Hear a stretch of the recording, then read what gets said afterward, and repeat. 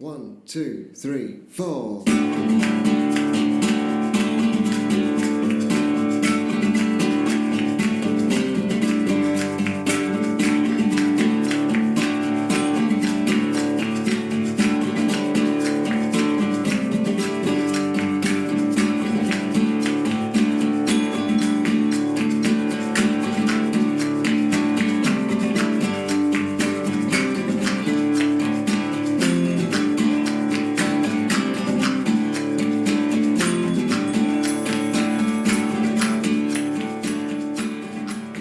And welcome to episode 29 of Scuba Confidential. We're back. Firstly, a massive thanks to everyone for listening, all of our new followers on social media, and a huge thanks for all the lovely messages that we received wishing us a happy first birthday. Yeah, it was wonderful. Thank you. So nice. So we didn't indulge too much with the birthday cake, did we? No. Just a little bit. Maybe a little bit. This episode we'll be talking about task loading. What is it?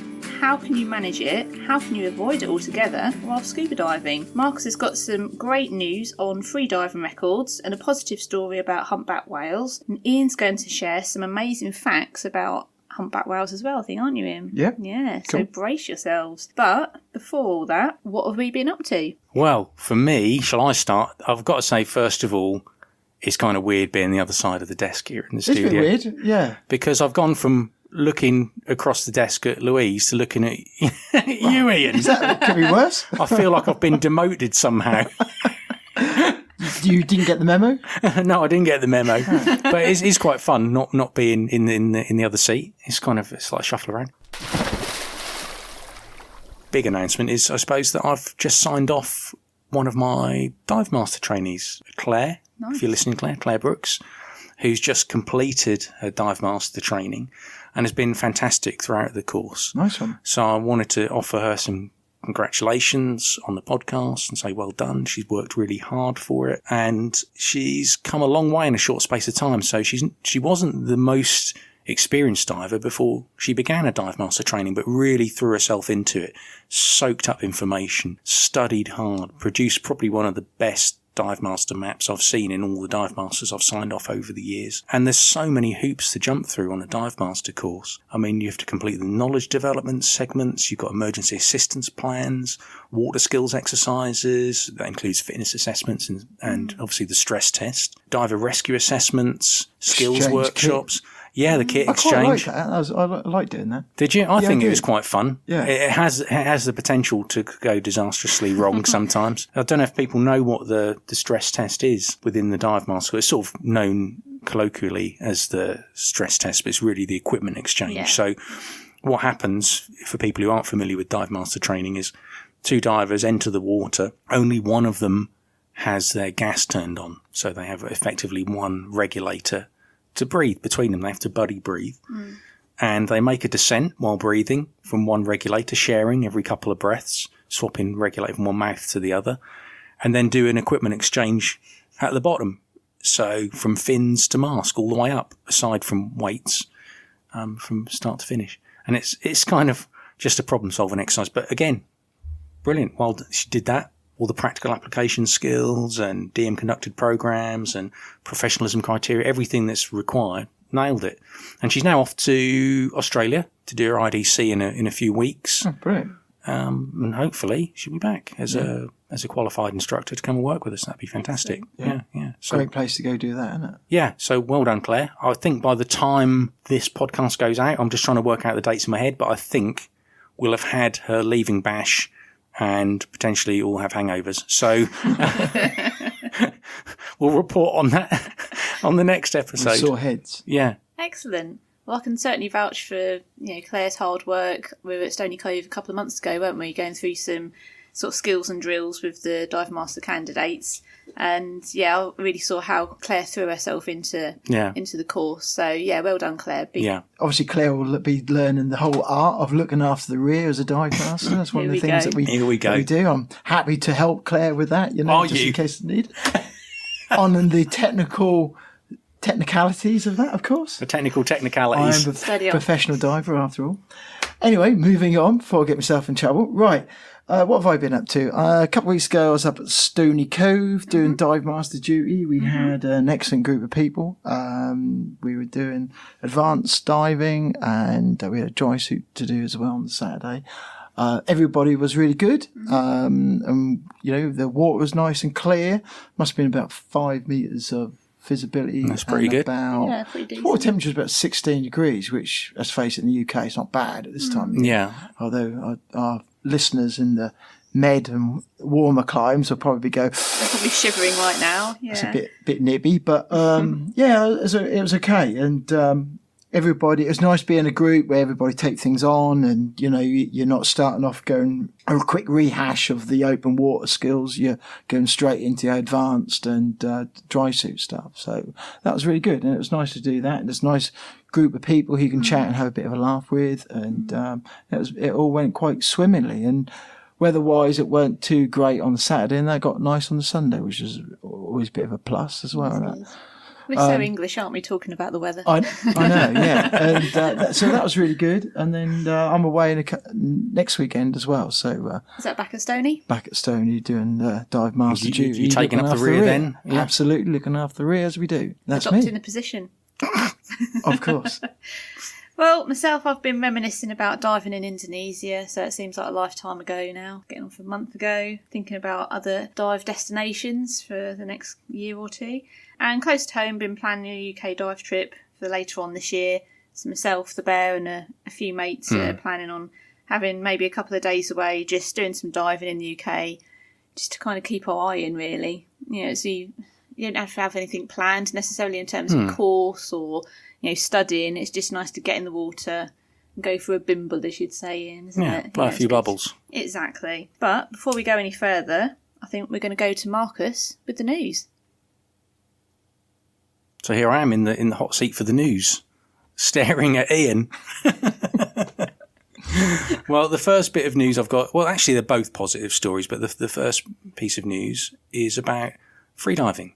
British freediver Alice Hickson has broken Sarah Campbell's 12-year-old constant weight no fin CNF national record by a metre with a 57-metre dive in Cyprus off the coast of Larnaca. Wow. Long way. Yeah, that's a long way down. So particularly when you bear in mind the category, constant weight no fins. So Hickson's CNF dive took place on the 13th of October at the 5th Infinity Depth Games in Larnaca. So Larnaca is also where the Zenobia is, the wreck of the Zenobia on the south coast of Cyprus there, which we've talked about in previous episodes. The CNF category means that using only arms and legs for propulsion, she swam down a measured line to 57 metres, ascending with a tag collected from the bottom plate to have her dive validated by AIDA, which are the international body for freediving, which comprises international judges.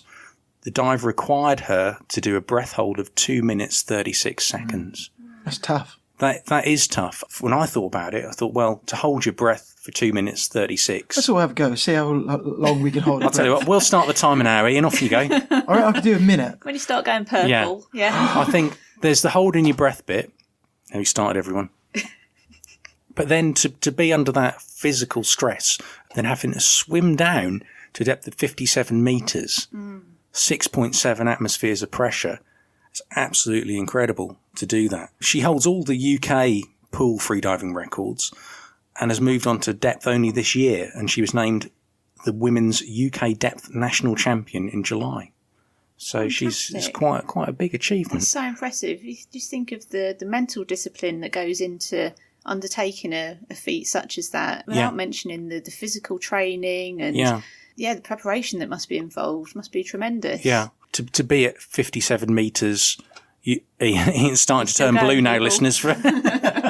He's holding his nose and he's starting to look like a cherry tomato. This is quite frightening, actually. Yeah, should we phone an ambulance? That's a minute. A minute? A minute. Wow. Well done. That'll do. Okay. Wow, fantastic. Well done. Excellent. Imagine doing 2.5. Underwater. At 57. And moving. Yeah.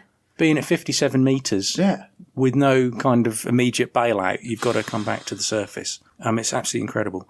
The funny thing is, when you look at her, she's very modest about it. She says the dive felt amazing and it was the icing on the cake to break the long-standing record. The most important thing to me is to enjoy the dive, and I loved every second. Not getting back to the surface then. I would say that getting back to the surface, Getting surface, I would say getting back home is probably pretty important. Home. Always got to get home. Wow, hats off to her. Yeah, exactly. What else have you got? The second bit of news we've got here is about humpback whales. And again, it's positive. Humpback whales are on the recovery path. One of the whales' populations taken to the edge of extinction by commercial hunting in the early 20th century has essentially gone back to fairly close to its original estimated numbers. It's estimated that humpbacks that frequent the southwest Atlantic once totaled perhaps 27,000 in number. The group was reduced to only a few hundred by steam-driven boats and harpoons operating out of the British overseas territory of South Georgia early in the last century. But a new study suggests that humpbacks are back close to where they were previously, which is incredible. It's reckoned that now there are just short of 25,000 individuals in the southwest Atlantic, more than 90% of the pre-exploitation level. And there's a doctor called Dr. Alex Zerbini, who's a lead author from the National Marine Fisheries Service. She says it's a really positive story, an amazing comeback. Just shows, I think it's Ian, I think he read it sort of in Jurassic Park, which is nature finds a way. It's really good that they've come back. Yeah. Do they have any conclusive evidence or suggestions as to what's contributed to the numbers improving? Well, the report goes on to say that this particular group has a winter breeding ground off the coast of Brazil and travels to sub-Antarctica and to gorge on the krill, the crustaceans which they live on. And so it's healthy conditions. Yeah. Like they actually feed on and the actual environment that they frequent. It's a healthy ecosystem. Yeah, there's that. And what probably the turning point for them was that in the 1960s they became protected. And even though there was some illegal Soviet whaling at that time, according to the report, the whale's recovery would likely have been well underway by the 1970s. But it just shows it's taken all those decades to get back from the damage that was incurred by the hunting and whaling that went on in the early part of last century. But I think it's a really good story. It is positive. Yeah. Really positive. And just shows, nature can recover. If we give it the chance, if we all kind of pull in the same direction, then, there is a way out. Take a step back, just allow those numbers to increase, give them healthy environments and habitats. Like you say, nature does find a way. And I've never been lucky myself to dive or snorkel with humpbacks, but I know people who have, and they're majestic creatures, they're intelligent, sentient beings, and to know that their numbers are increasing and that they're, healthy population, really encouraging story. Yeah, I think so. Ian, you've got some facts on that, haven't you? Okay.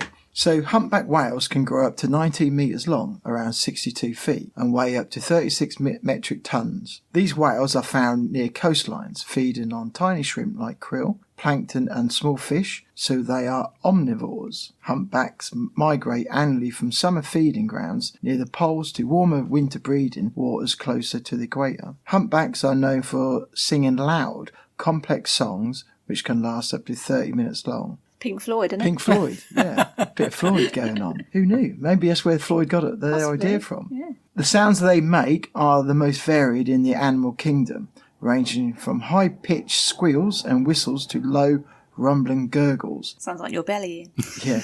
Only males sing, and experts think they do it to attract females or to let other males know they're in the area.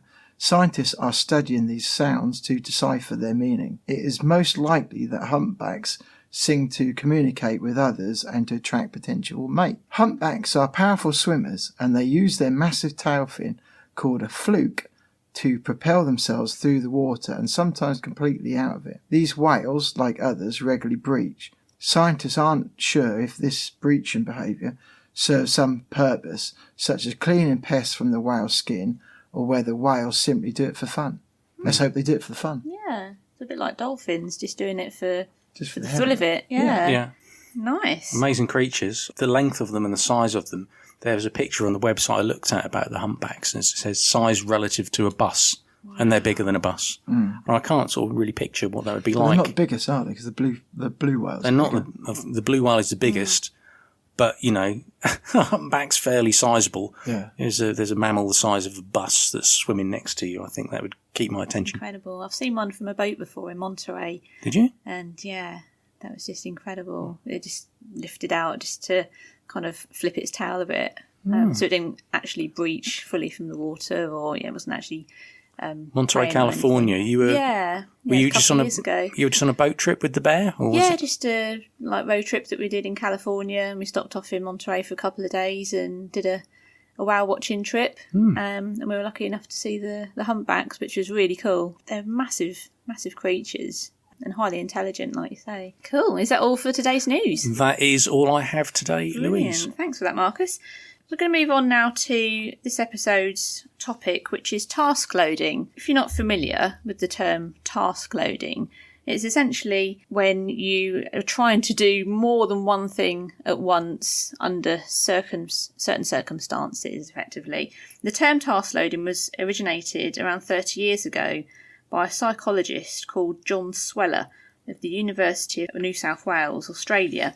His cognitive load theory proposed that as a result of higher cognitive load, a stimulus is more difficult to pay attention to. So that's a bit of a mouthful, isn't it, really? A task load indicates the degree of difficulty that you experience when performing a task, with task loading describing the accumulation of tasks that are necessary to perform an operation.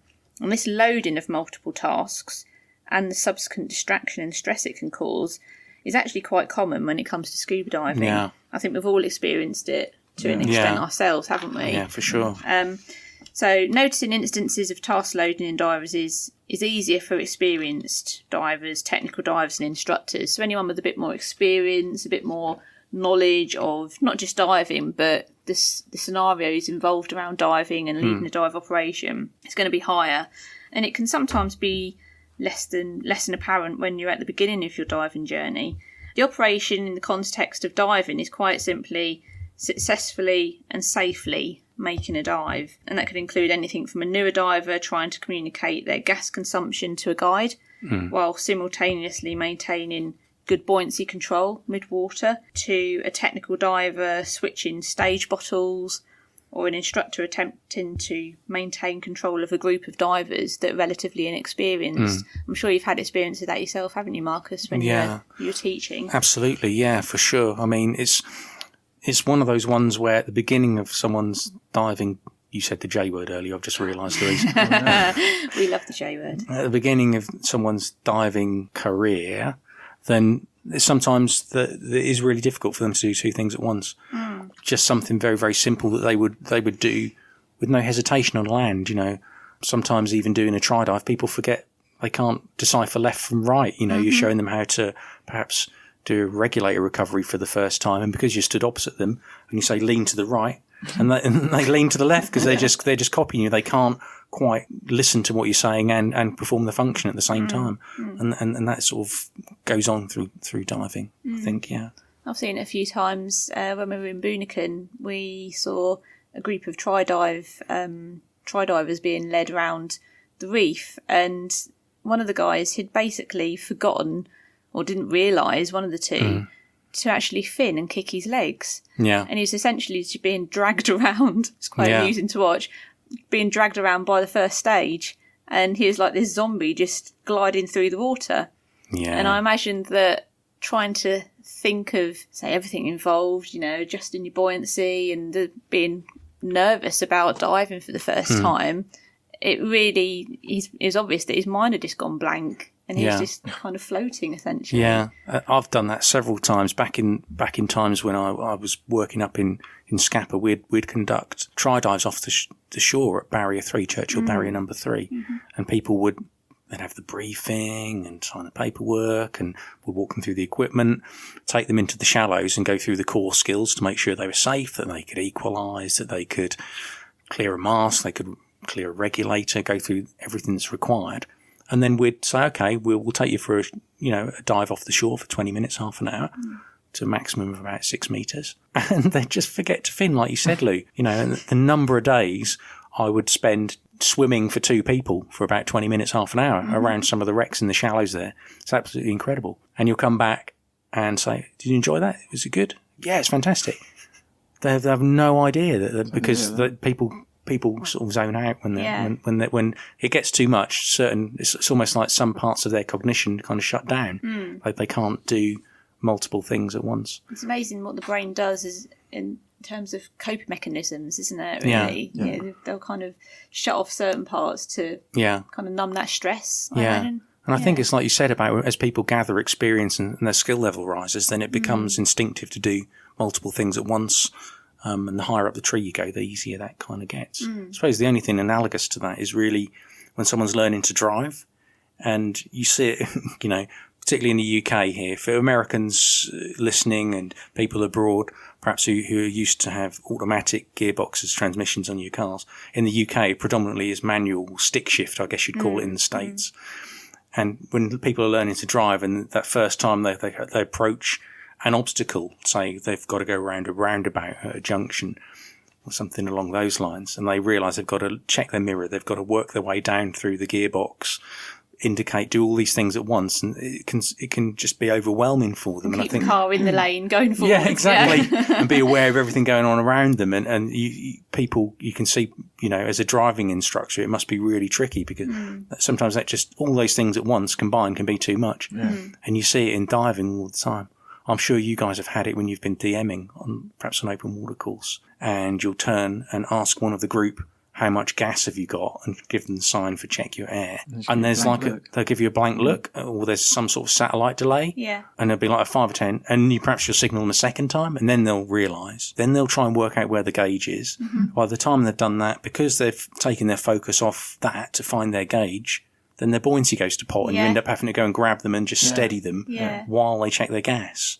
They'll start floating away like a balloon. Because suddenly they were just moving along and following you, and now you've asked them to move along and follow you and look at a gauge, which would seem like a simple thing, but at that stage, it's not criticism of the people, because we all started somewhere, but just to do two things at once can be a bit much. I can completely relate to that. I remember when I was first starting out as a diver, and you do freeze if somebody asked you to do something, even just to hold their torch or just the basic of tasks. And all of a sudden, in that environment, you're thinking, oh my goodness, I've got to do that on top of stay in a good position in the water and maintain my buoyancy and breathe normally and not panic. And at the time, you like you say, you do develop as a diver and you do learn new skills and you become more comfortable in the water essentially. But at the time, it does feel like you're being task loaded. Something simple like asking the gas at open water level you would use for one purpose. Like obviously you want to know how much air they've got and you're trying to breed good habits with them. So you want them to be task loaded to a certain extent, because when they leave you as new open water divers, they need to be able to maintain position and check their air. As they move on into their diving, and perhaps you go on to deeper diving, that simple question is something I use to see if someone is suffering with gas narcosis as well. So you have this situation where if someone's at depth with you for the first time, if you want to see if they're suffering with narcosis, asking them their gas is a good way to do it. So if I was taking Ian to depth, even if it's someone I know like Ian, if I was at depth with him, say I was at 40 metres, 130 feet with Ian, I would ask Ian how much gas he's got, and then the time it takes him to recognise that signal, look at his gauge, tells me something about his state of mind. The time it takes him to look at his gauge and signal to me the correct number tells me something about his state of mind and if he can maintain position during that process. And then what I would tend to do if I was with someone at depth to see if they're suffering with the task loading and the narcosis and all those things combined, I would wait till he's checked his gauge, let go of it, gone back to facing me again. I'd wait 10 seconds and ask the person again. If they need to look at their gauge again because they've forgotten what they've just told you, it's like, okay, they're not quite with it. We're going to bring the group shallower. So you can use that kind of task loading to see where people are with their cognition and their safety level in the water as well, for me at least. And it's not just in the water, it's on the surface as well, particularly with new divers. I've seen examples of perceptual narrowing, so where an individual will focus on one particular thing with quite a lot of intensity to block out the stress of a situation. For sure, So, for instance, when you've been kitting up on a boat or on the quay, so if it's Stony Cove, somewhere like that, for example, it becomes quite apparent that they're becoming progressively upset at not being able to pull on their gloves or their mask, and they're getting frustrated and stressed out. And it's quite interesting as a bystander. So I've done surface cover at Stony Cove a few times, for example, and you can see the new divers come down. You can see just by the look on their face that quite rightly, it's a daunting prospect of jumping in a quarry for the first time in your life and being expected to deliver a load of skills to a certain standard whilst your instructor's watching you. But it's really interesting actually seeing how individuals deal with the situation, not just on the in the water, but on the surface as well. New divers, obviously, they're more prone to becoming stressed, but advanced divers are just as likely as any other diver really to be able to become stressed at certain things underwater. So once divers move on from the open water dive level, most instructors and dive masters will expect their divers to master initial skills, and they might start to introduce another task to the equation. So like you said, Marcus, you might throw something into the mix just to see how they cope and react to a certain situation. And it might be responsibility for navigation. So saying, like, okay, over to you, lead the dive. And compass use, or noting hazards and points of interest on a wreck on a dive slate, whilst also completing the core tasks of the actual dive. So such as maintaining good buoyancy, like we were saying, and good body contact. Rescue divers as well. So once you get to rescue diver, more than likely you've got a few dives under your belt, you've got a bit more experience, a bit more knowledge. But you'll also have to deal with issues in their own sphere, so with other divers' issues. So it becomes not just about yourself, but task loading with regard to other people doing certain things. So getting in distress, unresponsive divers, panic divers, and you've not got just to worry about your own diving, but you're then worrying about a situation, an emergency underwater. So it really does put that pressure on, and it's interesting to see how people deal with that. Yeah. I've been a dive master helping out on a few rescue courses in my time, and it really makes people think, okay, I really need to step up here and handle this professionally and appropriately. I agree with everything you've said, and you've DM'd with me on lots of courses like that, Louise. And the rescue one is one of those courses, and we've talked about it on a previous episode, where you want to really push people to, not breaking point, but you want to take them to the edge of their comfort zone, to where they find what they can and can't do, and so that they know what they can safely do if they are dealing with a real life emergency, which is kind of what challenge. Yeah, that is that challenge. That task loading is that challenge. You've got to do multiple things at the same time. You've got to think about the bigger picture of that situation. Winding it back one notch to the advanced open water course, which is one you mentioned a minute ago, Louise. The first time you see, for me, like kind of add in some task loading and really clear visible effects is when they do the navigation exercises.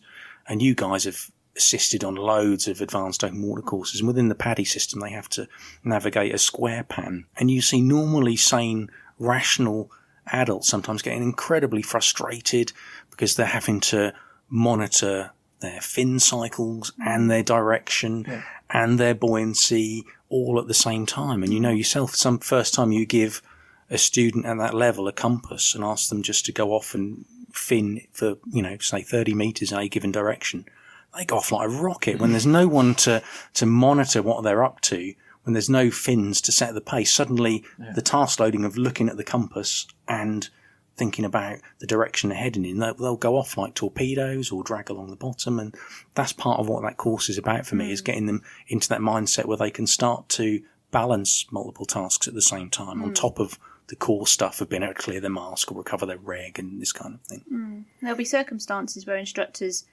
can even separate tasks into different tiers when providing different training. So, for instance, core, fundamental, critical, and then supplementary skills and competencies that a diver might practice and master as their training develops. It's sometimes a good idea with certain divers to break that down, isn't it, I guess? Yeah. I think so. When you get a little bit further along the line, if you think of something like we talked about Claire earlier and how she's kind of grown as a dive master, part of what you have to become competent as a dive master is leading dives. And how I always try and coach new dive master candidates and new dive master trainees is to think of each dive and break down the tasks within that dive into kind of almost like a mental flow chart, where, let's say you enter the water, your first task, if you think of it, make sure everyone's okay, they're correctly weighted. Are they okay? Yes, no. If they're not okay, find out if they need to add or remove weight. That's okay. Then move on to the next task and try and break it down. They've made a descent. Is everyone safe on the descent? Check in with them. The next crossroads would be when they've made the descent and you level off at your depth of, 60 feet or whatever it is. Is everyone okay then? Yes, no. Let's look at it, break down those tasks to stop becoming task loaded. And each step of the way within a dive, if you're moving from feature to feature, whether it's a part of the reef or a wreck or whatever, each part is kind of a split task where you can go, okay, what do I need to check here? Let's check airs, let's check this, let's check that. So you're breaking it down to manage it in bite-sized chunks. If you try and often dive masters, when they're new to leading dives, become overwhelmed by it because they're thinking, I've got to do the briefing, I've got to do this, I've got to do that. This whole thing becomes like this inferno in their minds of all these different tasks they know they've got to do to get people from kitted up to back on the shore at the end of the dive or back on the boat. But if you break it down into segments where you can then look at each individual task and a route for the dive, both in terms of your physical route and a route through the various tasks you've got to do and those cognitive tasks that are part of leading a dive, then it becomes more manageable, just as it does in everyday tasks, when you're going about your business on land, It's planning it conservatively and being sensible. Yeah. And that's for me when I'm assessing staff members or people working on a boat or whatever, that's kind of what I'm looking for. One of the biggest clangers I saw recently was and again, I'm not going to name any names, I was observing someone leading a dive and took a nervous diver, and there was an exit point. It was on a wreck where there was an ascent line at 2 points on the wreck. And they went past with this diver an ascent point on the wreck. And for me, that's like a significant landmark where, regardless of what I thought might be going on, I would always pause, turn around, check everyone's okay, check in for their air, check in for the no-stop limits. And if there is any doubt for conservatism, that's one of those yes-no on the flowchart. Is someone lower than X on air? Okay, we'll come up this ascent line. And this person just swam past, and then about 20 or 30 yards past the line, then went, I think I should check in with air properly now, and realised the person was low on air. It's like, well, if you'd thought about it and not been task loaded, you would have probably picked that up earlier and made the right decision for that group. And avoid the situation. Yeah.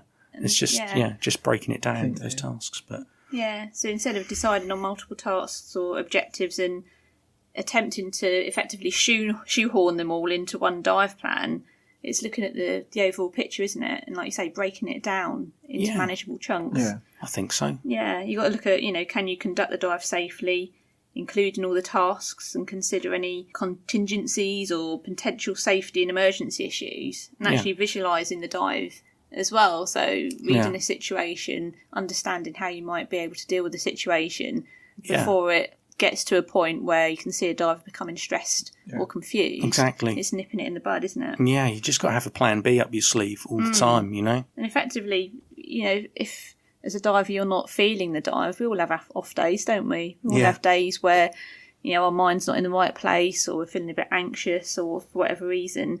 And if you can't make a dive safely, or it is borderline on safety grounds, just change your objective or don't do the dive altogether. And sometimes it's just not the right day to go diving. We all have to accept that. And I think accepting that is a big part of making a decision and not giving in to peer pressure or caving in to other people's demands. It's making a stand and saying no sometimes. Yeah, no one wants to be that person, but I think you're right, Lou. Sometimes you just got to say no. I don't think this dive's for me, or I'm not feeling it either physically or emotionally. You're not in a position to do it, because otherwise you're just adding another stress before your fins have even touched the water. It's easy to get stressed and confused underwater. I know I have done before, not just when I was a new diver, but more recently. If you're in an environment where you've not dived before, you don't know the dive site, you don't know how the dive operation runs, different logistics, whether it's on the boat or when you're actually on the water, things can throw you. No one's an expert. We're all still learning, aren't we, at the end of the day? And I think it's a good idea just to take a step back and be humble, isn't it? And that way you're not setting yourself expectations of being the best diver on the boat or having the best buoyancy in the water or the best position in the water. And I think actually recognising your, not limitations, I wouldn't like to use that word, but your own capabilities, I think is very important, because then you're not putting pressure on yourself, and it's easy once you've got that pressure and you're feeling a bit antsy, a bit anxious maybe, then once you're in the water, a situation can escalate quite quickly. Yeah. And like we said, you can enter a cycle of perceptual narrowing, or you can become an actual full-on panic diver quite quickly, regardless of your ability or experience level. Almost every aspect of a dive includes some kind of task from the moment you arrive on the quay, or on the boat, or in the dive shop. Even kitting up, doing a buddy check, whilst keeping tabs on your gas consumption, direction you're going in, like you were saying. It can be quite overwhelming if you are feeling a bit anxious. So I think just taking that mental check and recognising where you're at, I think is very important. Yeah.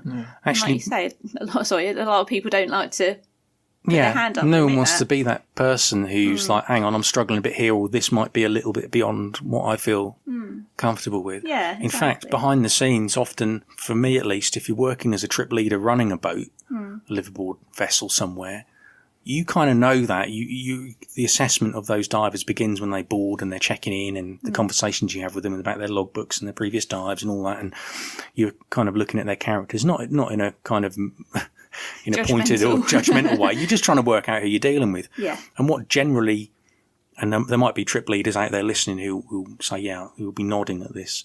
What I used to do is, for most dives, let's say we're day 2, day 3, day 4 into a liveaboard trip, I would agree with the captain, for example, that we would enter the water at 10:30.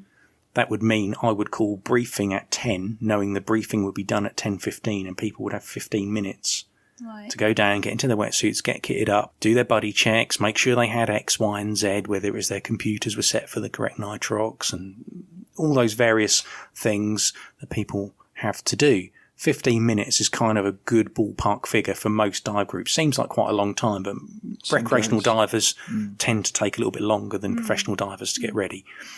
However, on the first dive of that trip, if it's day 1 of the trip, I would double that to half an hour from 15 minutes, because there's always so much faffing, because people are suddenly task loaded. Just the fact they're on a boat in Thailand or the Red Sea or the Caribbean or Mexico or wherever they happen to be on the planet, and you say, right, guys, we're going to be diving, go to the dive deck and get kitted up. Suddenly it's like they've regressed 2 steps in their diving, and something that they wouldn't have thought about back home, like weights, masks, all this kind of thing becomes an anxiety moment for them. So most trip leaders build in that extra amount of time. To accommodate that initial anxiety. Yeah. And then after the first dive, there's, we'll work out where we stand with people and plan it accordingly. But usually that task loading, that being in a new environment, on a new boat, on a new dive deck, just even though nothing has changed about their equipment, it might be the same kind of BCD and regs and everything they've always used, often takes a lot longer. It throws people. It does throw people, yeah. I think knowing your equipment and test driving it before you're in less challenging conditions or new conditions is always a good idea as well. Really important. So obviously, we've referenced getting your kit serviced regularly before, haven't we?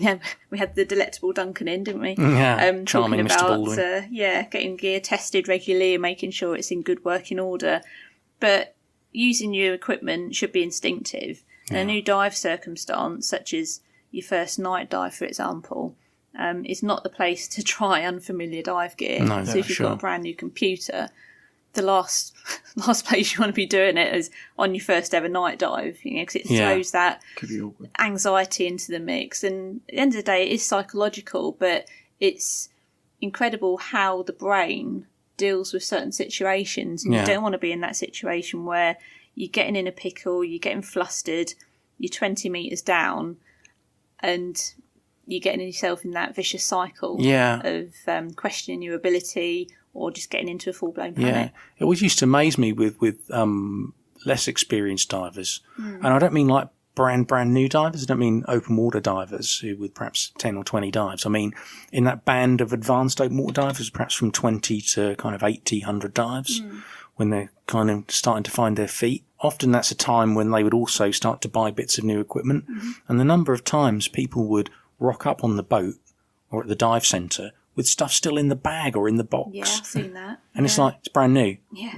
And literally you'll be at the stage where they're bringing the boat into position and they're pulling a computer out of the box and having a look at it and going, do you know this works? And it's like, why would you do that? For me personally, if I have new equipment, I want to get familiar with it. Yeah. Being at 30 metres, 100 feet down is not the time to be having confusion about how your computer, what the information your computer display is giving you, or fumbling with the LPI on your wing or your jacket. Mm-hmm. These sort of little wrinkles should be ironed out well before then, but it seems to be a trait in that sort of band of divers where they've done the initial training, they're starting to get a little bit of confidence, and they've started to buy new equipment and they've got all the shiny new gear. And even if it's a set of fins, for me, I like to kind of test them and get familiar with them before I'm thrown into the field with them. Yeah, I completely agree. I've just purchased a new BCD wing. So it's one of the, I think it's Tusa wings. And I've had the same model for the past 9 years, but I decided to upgrade because the other one was just, as we say in the UK, knackered, and the technical term. So I decided to buy basically the same BCD, but a nicer model of it, or not a nicer version of it. And I knew how the BCD worked. I've dived in it for 9 years. But even then, I did a dive before we went to Indonesia. I jumped in the swimming pool at a local dive centre just to get orientated with it again, just to make sure that it worked properly, that the LPI wasn't going to jam or block, and that the purge button was working effectively. Just so in my mind, I was happy and comfortable and didn't have any doubts about it. And it's not just about your own dive gear, it's understanding other people's dive gear as well. So we all dive in a buddy pair, and why not talk with people that you'll be diving with? So when you're on the dive deck, get to know their equipment and review it in a thorough pre-dive check. Discuss with the other person how they're going to share their air in the event of an emergency underwater.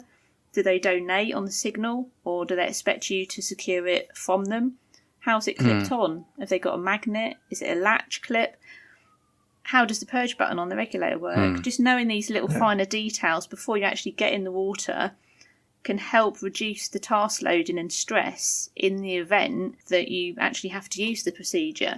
Yeah. Fingers crossed, touch wood, you don't have to deal with an out-of-air situation, or, they don't have a situation where they're panicking. But it's always good to just double-check before you get in the water. Yeah, totally agree. I mean, people see it as something, well, in that kind of zone of, certain zone of divers, certain tranche of divers. So it's almost arbitrary doing a buddy check. But for me, if I'm diving with someone new, I want to know how their equipment functions. I want to know instinctively where their inflate button is, where the dump valves are. Like you said, the purge button. If I'm teaching an open water group, so, do an air check and it'll be like they'll breathe from each regulator and confirm their gas to the other person. That's fantastic. They've checked the air. But I also want them to understand how their buddies, like you said, how their buddies' alternates clipped in, how the purge button works. Because if you, even within one brand, like say Apex, if they've got an egress alternate air source, or they've got an XTX 100 alternate air source, for example, the purge button is in a different position and functions in a different way. Yeah.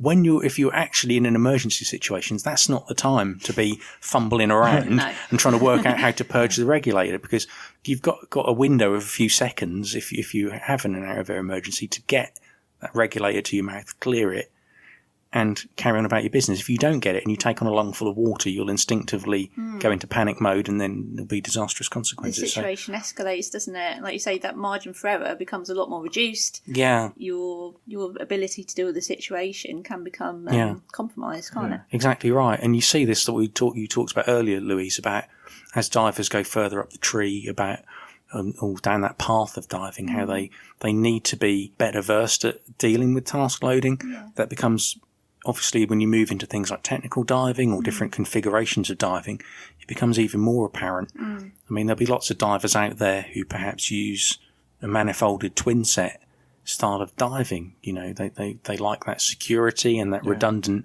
air of having a twin set on their back. But for anyone who dives in them, and I count myself in that number, sometimes I do, but occasionally use a twin set depending on what type of diving I'm doing. you need to be instinctive to be able to reach back and do those shutdowns, to be able to do. And so, you know, if you are that sort of person and you're going to be task loaded in the water, if you need to be able to do this kind of thing, go and practice it, get in the pool, learn how to do it. You know, the number of times you'll see people who are new to it, they'll go directly to open water with their twin set on and then come back with their tail between their legs a week later going, well, I couldn't reach around and do my shutdowns. Well, if you'd practiced in the pool and arranged that back plate and arranged that equipment and that harness exactly how you wanted it to be, you would have saved yourself that embarrassment and potentially that danger by being prepared, by not being task loaded at the bottom and spinning around like a Tasmanian devil trying to reach the valves, you know. Precisely. And it comes back to just diving with what you need as well. When you're thinking about your equipment that you're taking with you underwater, again, if you're in an environment that you're not familiar with, or it's your first night dive, or if you're just feeling a bit anxious for whatever reason, just take what you need. Take the gear that you need. Craig spoke about this, Craig Morris, when we had him on a few episodes ago, and he was discussing... Hello, Craig. He was discussing about his diving out in Florida, so the blackwater diving, which is pretty... It's unusual. It's fairly unique sort of diving, being in the pitch black like that, just drifting along. And he made a point of explaining that for the first dive, even though he's done blackwater diving before, every time it's his first dive on a trip, he'll jump in but leave his camera equipment on the boat in the hotel room. He won't take it out with him because for that first dive, he wants to be fully aware of what's going on. He doesn't want any interruptions, or he wants both hands free, rather than carting a load of camera gear with him. So essentially, just take what you need, and sometimes less is more. You know, it's common to see an enthusiastic diver at the water's edge clipping on another torch or reel or GoPro camera with a selfie stick. I hate selfie sticks. Yeah, they drive me mad as well. Or, you know, any additional gear, pointing sticks, strobes, shakers, various other things, and especially if they've just purchased an accessory, they'll want, of course, you know, a diver wants to take it with them. We've all been there, haven't we? You know, you want to try it out, you want to take your new toy underwater, but this can leave the diver looking like a stereotypical Christmas tree for a start. Yeah, definitely. And also brings lots of unnecessary gear into a situation where if you become agitated or stressed before you've even entered the water, just for a simple recreational dive, it can escalate if you get in a pickle, if something gets caught up, or it sounds silly, but even if I've seen something really cool underwater, that can be a form of task loading because you're getting excited and you're distracted. And I remember diving in Komodo. It is one of the dives at a site called Mawam, and it's where most of the mantas come in, so it's a bit of a cleaning station. And it's a really easy dive in terms of the level you need to be at, really. So it's great for people who've just done the open water, for example. Relatively shallow, about 12 metres, and it's a lovely sandy slope. And you basically just position yourself on the sandy slope and the mantas come gliding in. If you're lucky enough, they'll cruise right over your heads. And I could feel myself getting more and more excited. Are you starting to go up? It was my first time of seeing a manta. No, I didn't lose my buoyancy, but all my gear felt suddenly really tight. Like my BCD, even though I positioned it and clipped it in. Yeah, and I think it was that excitement. And when my lungs were just starting to fill with air a bit more and I was getting a bit more charged up. And I just remember thinking, like, nearly there thinking, okay, just calm, nice and relaxed. Yes, they're exciting. Yes, they're amazing. But yeah, just keep a level head here. And I think sometimes it's, as well as equipment, your environment can play a factor. There's so many variables. And I was really glad that we're a relatively easy dive site and that I didn't have to worry about having a torch with me. And I was really pleased that I didn't have a selfie stick. Not that you would catch me ever having a selfie stick. If I ever pick up a selfie stick, just, hit me with it. But I was really, really happy that at that moment in time, it was just me kneeling on the bottom because I could feel myself getting more and more excited and anxious. It is a form of anxiety, isn't it? I think there's a couple of things there. Firstly, like you said, I mean, all having accessories is great, and I don't want to put off anyone who's listening by going out and buying the various diving toys and accessories they want, because we all love that. I mean, I was actually in the dive centre, the local dive centre, about half an hour ago before we recorded. And there's always that temptation whenever you go in a dive centre to want to, just mill around for 10 minutes. Oh, that looks interesting. There's always something new and shiny. There's always something new, and you're walking out with a clip or something in a dive centre. But every item you carry is also another distraction in the case of something like a camera, not something that can go wrong. And the number of times when I've been working in places where there's been current and that person with the selfie stick will be the one who spat off into the blue. There's always an excuse for it, but essentially it's they were task loaded, whether they're prepared to concede that or not. They were so busy with their camera that they were too far from the reef. The current just caught them and off they went, you know. So there's a distraction element. It just to takes that small millisecond Absolutely. for something to happen, doesn't Yeah, you just need to, particularly in those sort of situations, if you're at a cleaning station or a pinnacle, the current's swilling around there, a couple of meters, 6-8 feet away from the reef wall can be enough for you to be just taken away like a leaf in the wind. The other thing you said, which I thought was really spot on, was about that large pelagic life. And for me, I used to guide in a place where you'd get mantas and whale sharks from time to time if you were lucky. And if I saw a manta, of course, or a whale shark, it was great. And my first reaction was like, wow, look at that. And then about a second later, my next reaction would be just turn around and check where everyone else is. Because a couple of things would happen normally when there's something big like that in the neighbourhood. The first thing is people will see it.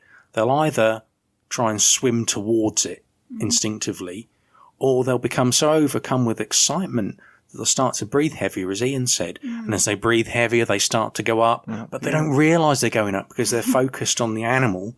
And before they know it, they're 3, 4, 5 metres above the rest of the group and really in danger of being separated and like we said, spat off the reef or mixed up with another group or losing control of their buoyancy.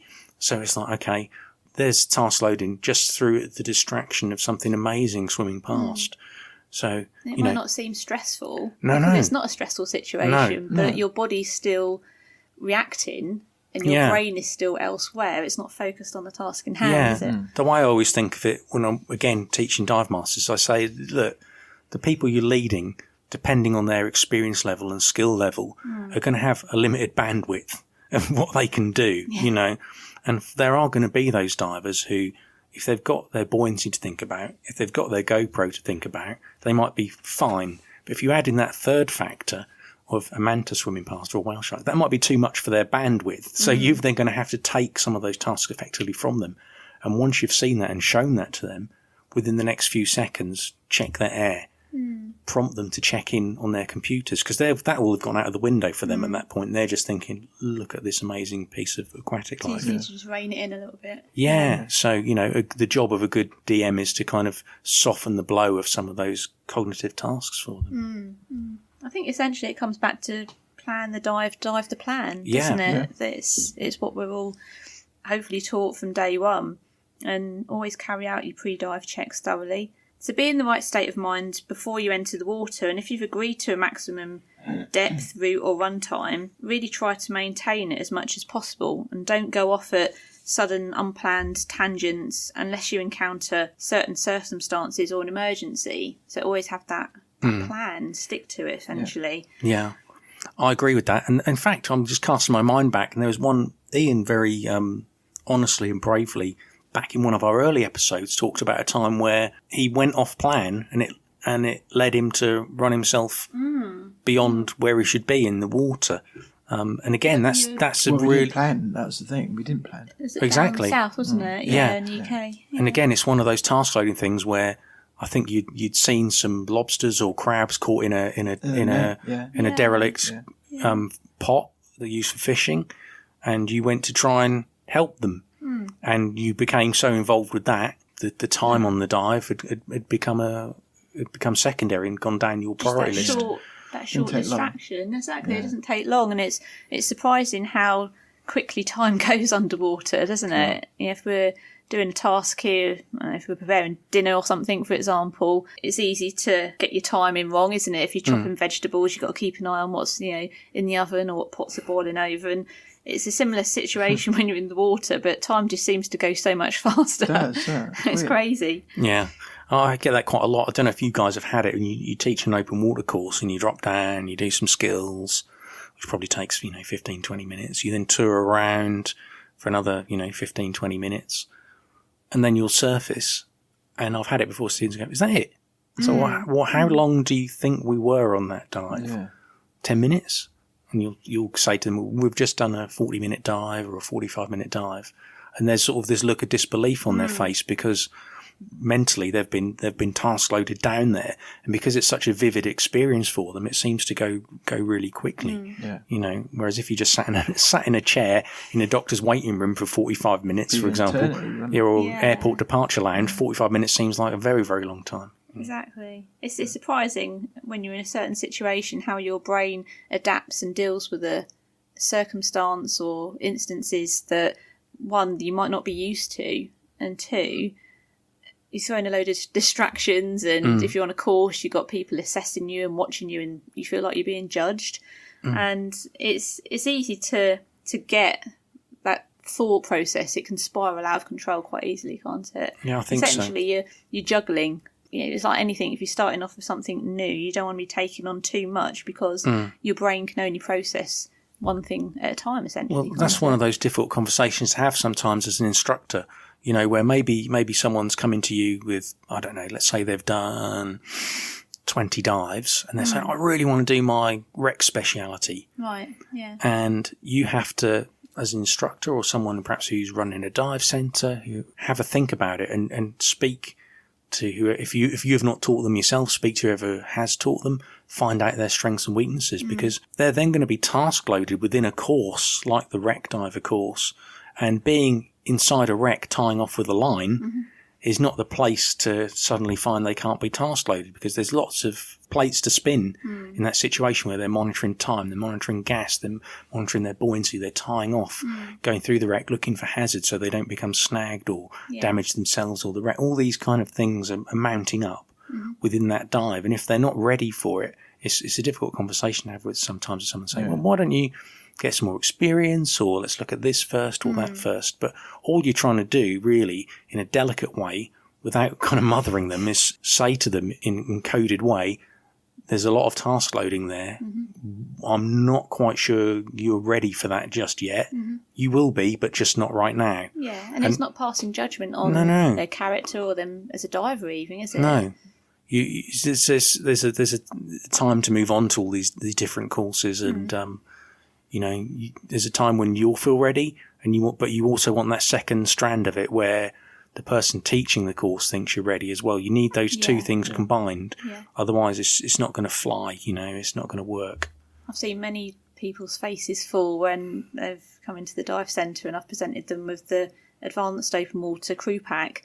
And they look at the book, and obviously there's the different chapters throughout it. And on your advanced open water course, you've got 5 adventure dives, haven't you? And when you're explaining to an individual that they'll be conducting these dives, so on this dive, you might be looking at a wreck and gauging hazards and various things, and then on another dive it will be navigation, and then on the other dive it will be peak performance buoyancy, and you can see their faces thinking, I've got to do all this in one course, and I've got to think about all this while I'm diving. And a lot of the time they've come straight from being an open water diver, and it is quite a leap. So you're quite right, getting that experience is always a good idea. I think the advanced course can run directly after the open water course if you've got if you've got strong candidates. And a lot of people will be ready for that. But I also agree with what you just said in that there is more to it. If the open water course is essentially like your driving test for driving a car, where you stop, start, reverse around a corner. The advanced is where we say, okay, we know you can stop, start, and reverse around a corner. Let's build in some style and let's build in some task loading, whether it's improving finning technique and buoyancy with peak performance buoyancy. Well, that first time, like on the wreck dive, for me, how I conduct it within the confines of the performance requirements is, right, we're going to go to X wreck. When we get to let's say the bow of the wreck, for example, I'm going to signal that you're the chief here, and you're going to lead us around, and you're going to set the pace, and you're going to check in, and simultaneously with that, on a slate, note down hazards and points of interest, as if you're making your first assessment of that wreck with the view in the future to being a wreck diver. Okay, so to providing that initial platform for just considering other aspects of diving. Yeah, and conceivably you could have someone who's on perhaps dive 6, 7, 8 of their entire diving career at that point. And suddenly taking away that safety net of me or you or Ian being in front of them leading around, you can see their expression change slightly. It's like, what? This is a whole new ball game. Yeah. you set the pace, you lead us around nice and slowly and steadily, and but that's what it's about. That's what that course is about. And that's the very beginnings of task loading. You think of someone going, some amazing tech diver. We saw Jill Heineth at the dive show. Yeah. She does this incredible subterranean diving in caves in places like Mexico. And you think, well, that is extreme diving task loading. I mean, that's well beyond my skill level, what she does. Yeah. That's something you would build up to over time. It takes time and training and discipline, and like we were saying, there's so many variables involved. Yeah, plenty of dives and a lot of training, not just from diving, from a diving point of view, but mental training, psychological training. When you're going into something a bit more specialist, you need to invest a lot more time and discipline into it, don't you, really? Yeah. I think you're absolutely right in what you said about whatever your level of diving, just acknowledge your strengths and weaknesses. Have that chat with your instructor who's been training you. Am I ready? Not automatically walking into wherever your nearest centre is and going, I want to do this, please. Here's my credit card. Yeah. Be humble. Have a think about, am I ready for this? Let's find out what the curriculum of the course is, what's involved, what demands will I be put under, and then making that decision together with the instructor as to whether you're going to be doing it. Because like you said, if you're task loaded and you're at depth and it goes wrong, there are consequences. Precisely, yeah. Every diver can learn something new and improve. And we know people who've got thousands of dives under their belt, such as yourself and our friend Chris, who was in the other episode talking about Socorro. Yeah. These, you guys have got loads of experience, but you're still learning. For sure, And it's being humble about that and acknowledging you're still just a human being, or just diving at the end of the day. Make honest assessments of your abilities and look for feedback from more experienced divers and your peers. It's a great way of learning, and if you're a good friend, you can be sure as hell that they'll be pretty honest with you as well. If you've screwed up, you'll let them know, and in a nice, tactful way. And stay within your training and comfort zones to avoid any excess task loading and reducing the potential for problems that can come with that. And always dive within your training limits. Again, it comes back to the first thing we're told, just dive within your limits, be sensible, and don't go crazy. And just, manage your dive, be sensible. Yeah. Don't go crazy. Anything you guys would like to add? I think you've covered it very eloquently, Louise, because thank you. I agree with everything you said on that. Good lad. That's what we You'll like go to far. hear. Excellent. Well, on that note, thanks guys for listening. We hope you've enjoyed the episode. Obviously, we'll have some links coming up at the end of the episode. If you're not already with us, follow us. We're on Instagram, Facebook, Twitter, and give us a follow, give us a like, share, leave a comment. We always like to know what you guys are up to, whether it's what dive trips you've got planned or what courses you're doing. It's always nice to know what our dive fraternity's up to. Yeah. Awesome. Are we done? I think we are done, Louise. In that case, over and out. We'll see you again on the next episode of Scuba Confidential. Bye-bye. Bye.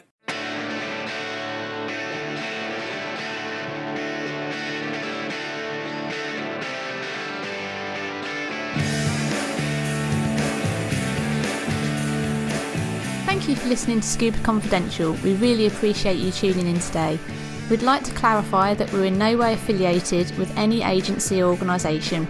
All opinions expressed during this podcast are our own. If you'd like to follow us on social media, you can find us on Twitter at ScubaConfident1, Instagram and Facebook at Scuba Confidential, and if you'd like to support us via Patreon, go to patreon.com/Scuba Confidential. Any contribution is really appreciated. Additionally, if you have any suggestions for topics or discussions, just let us know at scubaconfidential@gmail.com. Many thanks to Plunkett Music for the groovy tunes, and we'll catch up next time. Until then, keep diving.